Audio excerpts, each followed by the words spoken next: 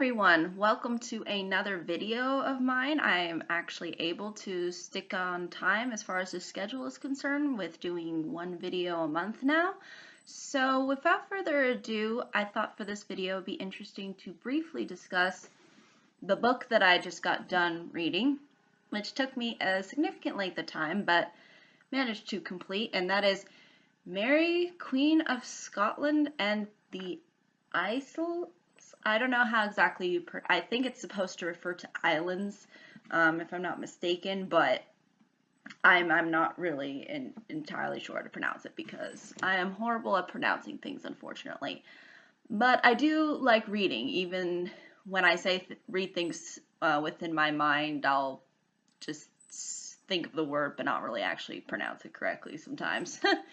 But basically, this book follows the entire sort of life story of this Queen, Mary.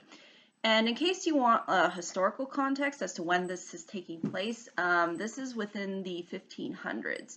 So around this time, not only was she queen, but also Elizabeth I was Queen of England. So she was the Queen of Scotland, Elizabeth the Queen of England. But it really starts right around when she was born and kind of gives you a sort of historical background of who her parents were. Her mom was from France and her father was from Scotland, so hence she has the Scottish blood and therefore is sort of the rightful heir to the throne because she was the only one that had, I guess, royal blood. All of the rest of her siblings were half siblings, and they were not of royal blood, so they didn't have any rights and claims to the throne. Although it shows throughout the story how Mary sort of integrated them within her life and tried to treat them all with, like, dignity and respect. But basically, we see how sort of within this time period, not only is there sort of a tension between England and Scotland, but also on a religious level, there's a tension sort of throughout Europe. So there's kind of lines being drawn. So you have Catholicism, which is considered to be really the old tradition of Christianity that stems back even to the Roman Empire. And then you see this rising new religion called Protestantism, which I think had sort of many factions within it eventually, and you'll sort of kind of see that towards the ending of the book. But they sort of are having a power grab, and Queen Elizabeth was a Protestant. So there is that sort of religious tension that exists and is really emphasized throughout the book.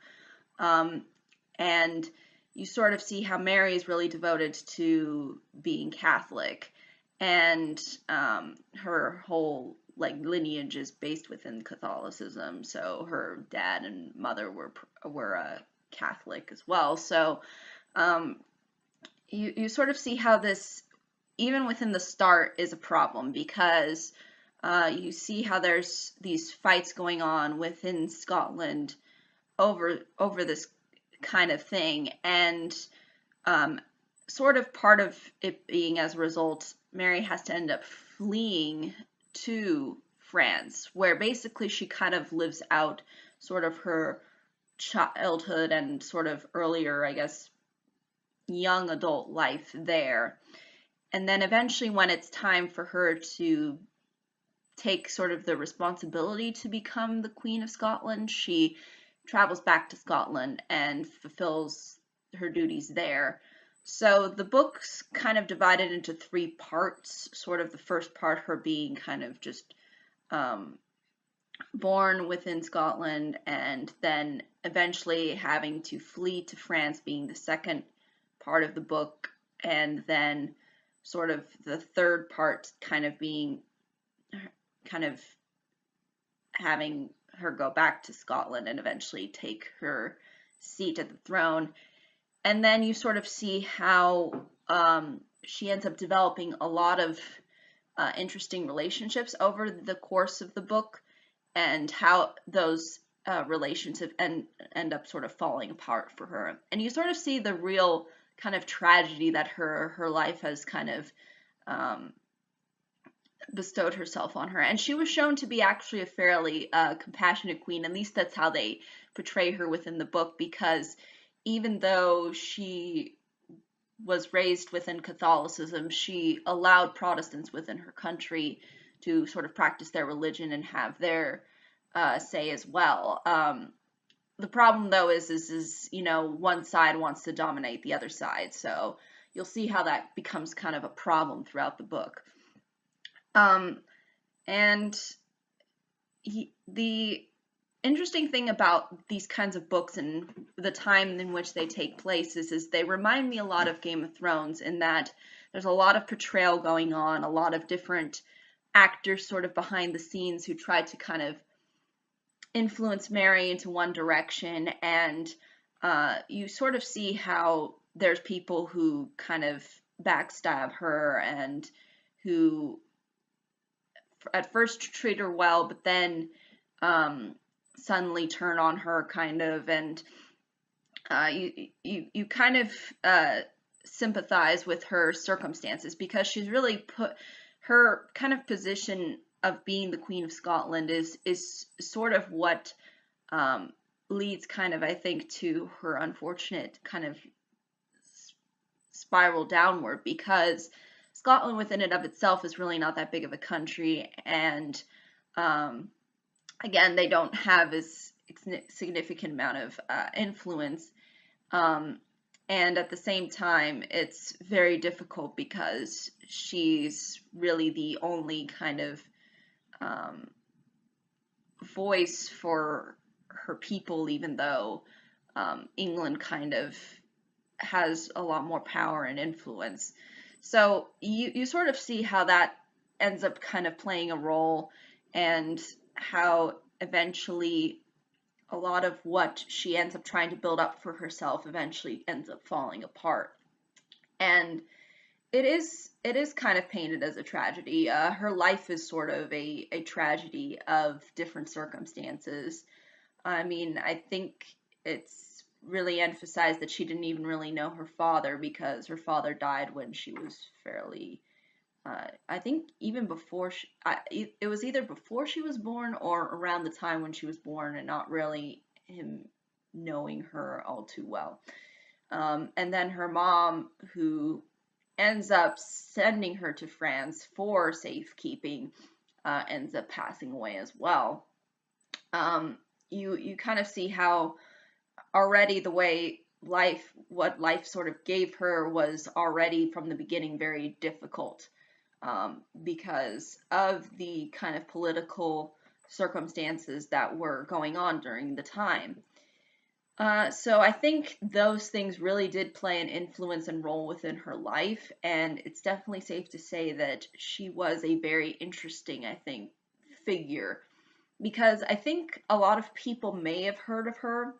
Usually people, I think, refer to Queen Elizabeth as being the powerful queen during the time, but the Queen of Scotland was also someone who had a huge kind of role within the whole scenes as far as what was really going on within that time period, which really comes down to religious difference between Catholicism and Protestantism, and how that's really really something that's emphasized.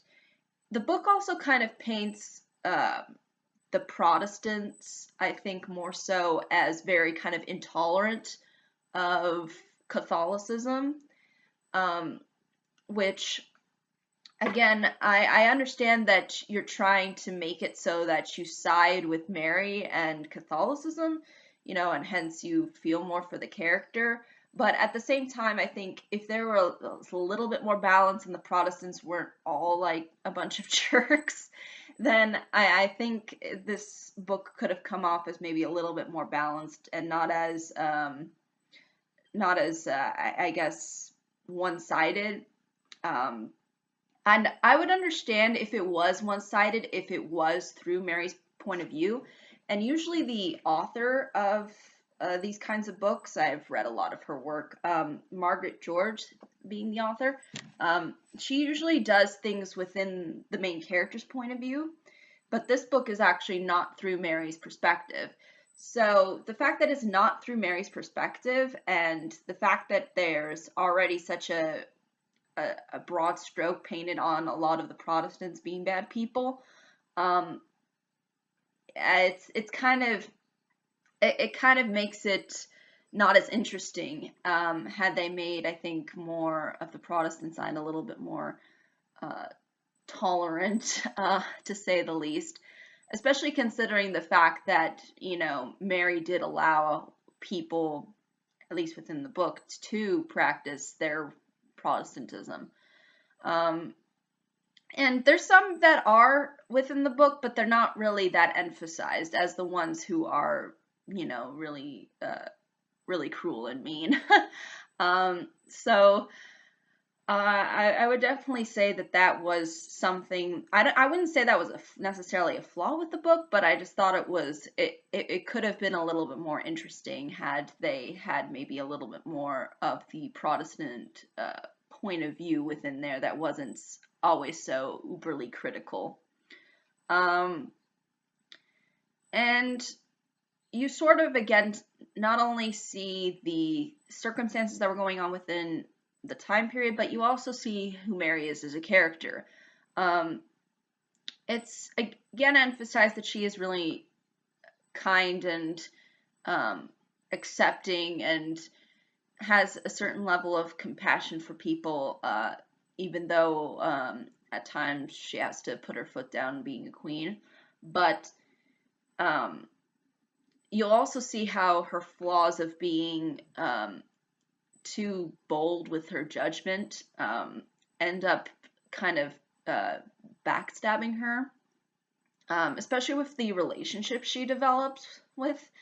At certain points within the book, you'll see how, like, those things end up really influencing what eventually ends up happening to her, because she makes these kinds of rash decisions.